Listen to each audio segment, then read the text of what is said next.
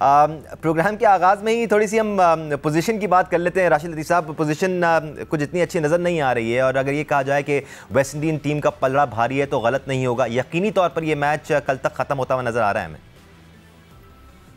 जी, इस वक्त West Indies का पल्ला बहुत ही भारी लग रहा है और 3 विकेट्स आउट हो चुके हैं, मेन प्लेयर्स आउट हो चुके हैं। बाबर आजम एक हर्डल लग रहे हैं और सऊद शकील रन बहुत ज्यादा है अभी चेज करने के लिए पाकिस्तान को। लेकिन जब तक खत्म नहीं हो जाता मैच तो हम कोई चीज ऐसी बोल नहीं सकते, जो कि मेरे ख्याल से मुमकिनात में से होता है कि आप जब अच्छी इनिंग खेलते हैं तो एक बड़ा मैच को जिताने की कोशिश की जाती है।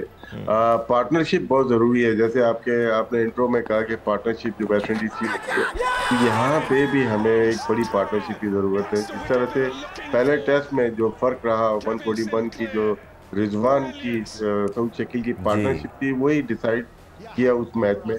आज भी अगर देखें तो शुरू की दो जो पार्टनरशिप लगी हैं, ब्रेथवेट की लोही के साथ, हालांकि लोही ने सिर्फ 7 रन बनाए थे।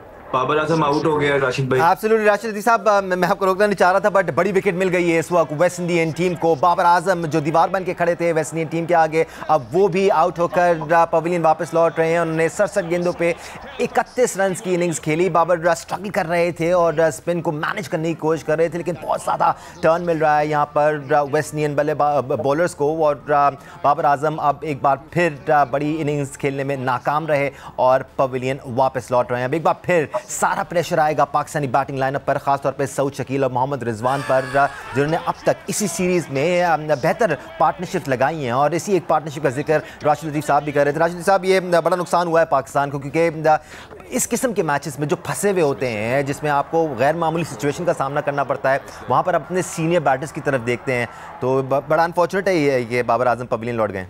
नहीं, बड़ी बड़ी विकेट ली है उन्होंने, और अब एक ही पार्टनरशिप है जो रह गई है। बाकी 4 मेन जो बल्लेबाज हैं वो ड्रेसिंग रूम जा चुके हैं। यहाँ पे भी देखें, जब फ्रंट फुट पे कमिट कर गए या टर्निंग पिच पे फ्रंट फुट पे आप उस वक्त कमिट करेंगे जब बॉल आपके बिल्कुल मुंह के ऊपर है, सामने जब आप जाते हैं, वरना आप कोशिश करें कि बैक फुट पे उसको मैनेज करें। यहाँ पे जब आप कमिट हो गए, जिस तरह से अमूमन हम कहते हैं कि बाहर जाके हमारे बल्लेबाजों को मुश्किलात होती है, बाउंस को रीड नहीं कर पाते या बाउंस को चेक नहीं कर पाते, कि पहले से कमिट हो जाते हैं फ्रंट फुट पे और वहां से बैक फुट पे जाना मुश्किल हो जाता है। तो सेम चीज स्पिनर के ऊपर है कि जहाँ पे टर्निंग ट्रैक हो, टर्न हो रही हो, तो वहां आप एक दफा चले गए तो उसके बाद तो बॉल कहीं ना कहीं लगेगी, आपके मिडिल पे नहीं लगेगी, वो आपके ग्लव्स पे लग सकती है, आपके एजिस पे लग सकती है। अगर एक्स्ट्रा बाउंस है, तो बाबर आजम का देखेंगे एक्स्ट्रा बाउंस मिला है, वहां पे आपको कमिट नहीं होना है। आप जाके वापस आने की सलाहियत जिसमें होगी वो सरवाइव करता है। इसमें मेरे ख्याल से कल भी हमने इसी पे बात की थी कि स्पिनर्स को खेलने का क्या तरीका होना चाहिए। हम वैसे तो खेल लेते हैं, लेकिन अभी आप देखें, कामरान गुलाम का कैच एक फ्रंट फुट पे कमिट हुए थे, पहली इनिंग में भी आउट पे एक एज लगा, गली में बॉल गई, गली और थोड़ी पॉइंट पे वहां कैच ड्रॉप हुआ, फिर प्रेशर का शॉट मारा। तो हमारी टेक्निक का बहुत ज्यादा फॉल्ट लग रहा है यहाँ पे। ये देखिए, आप कमिट हो गए पहले से, तो ये बैकफुट पे आके आप फाइन लेग पे भी जा सकते थे।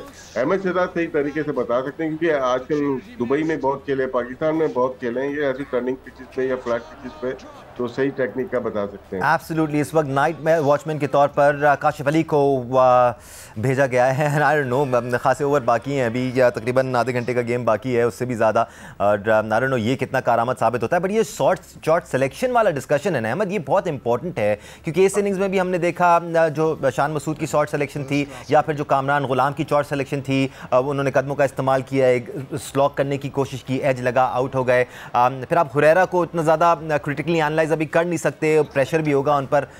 क्या सही तरीका है इस पिच पर खेलने का? वेस्ट इंडीज बल्लेबाजों को हम देख रहे थे, फाइट कर रहे थे, वो दे वर स्टेइंग लो और डिफेंसिव नजर आ रहे थे। जी देखिए, काम स्टार्ट हुआ दानिश पहले इनिंग से, जब पार्टनरशिप डेवलप थी सऊद शकील की और रिजवान की, और दोनों सीनियर बल्लेबाजों ने जो वो शॉट्स मारे हैं, उसके बाद पाकिस्तान टीम संभल नहीं पाई। इसलिए टेस्ट क्रिकेट में बोला जाता है कि जब सेशन या चीजें आपके हाथ में आ जाए, आप सेट हो जाएं, तो मेक श्योर करें आप सेंचुरी की तरफ जाएं। लेकिन 49 पे रिजवान ने सेट होके जो शॉट मारा, ऑन मारा लेफ्ट आर्म स्पिनर को, और सऊद शकील ने भी जो निकल के शॉट मारा था, वो इररिस्पॉन्सिबिलिटी थी उन दोनों की तरफ से। और उसके बाद जिस तरह की अप्लायंस हमें देखने को मिली है, जिस तरह अप्लाई किया वेस्ट इंडियन बैटर्स ने, आई थिंक उन्होंने ही हमें बता दिया कि यार किस तरह खेलना है। हम आपको सामने बात कर रहे हैं कि पाकिस्तान के जो स्पिनर्स हैं वो ढेर अच्छे हैं वेस्ट इंडियन स्पिनर से, और हमारे स्पिनर्स के खिलाफ जिस तरह वो अप्लाई कर रहे हैं, ना सिर्फ अप्लाई कर रहे हैं, देखिए आप यहाँ पे शेल पे नहीं जा सकते। आई थिंक बड़े अच्छे तरीके से राशिद भाई ने जो बात की है कमिट होना। बाबर आजम ने पहली इनिंग के अंदर विकेटों वाला तेज आर्म बॉल किया हुआ था, नया बॉल, वो विकेटों वाले बॉल को कट मारने चले गए।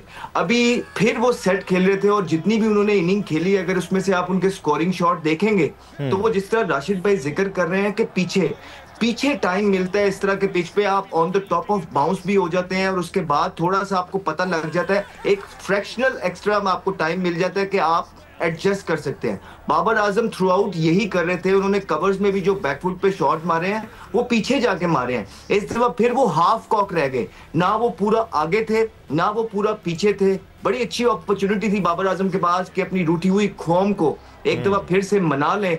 पाकिस्तान जो है, जो इस नीड में अगर कभी भी पाकिस्तान को उनकी जरूरत पीछे आने वाले टाइम में वो बहुत पड़ी है, लेकिन यहाँ पे एक दफा फिर एक सीनियर बल्लेबाज जिसको सपोर्ट किया गया, 19 फेलियर्स के बाद उनको ड्रॉप किया गया और बगैर डोमेस्टिक खिलाए उनको वापस लेके आया गया, इसी सोच के साथ कि ये पाकिस्तान को, जब पाकिस्तान इस तरह की सिचुएशन में होगा तो पाकिस्तान के सीनियर बल्लेबाज हैं, पाकिस्तान को ऐसी सिचुएशन निकालेंगे। लेकिन एक बार फिर ये गलत हो गया, सिलेक्टर्स को बाबर आजम ने गलत साबित किया, और वो जो प्लेयर्स डोमेस्टिक में तैयब ताहिर जैसे, नियाजी जैसे अपने चांस का इंतजार कर रहे हैं, उनको दोबारा से मेरे ख्याल से इंतजार करना पड़ेगा।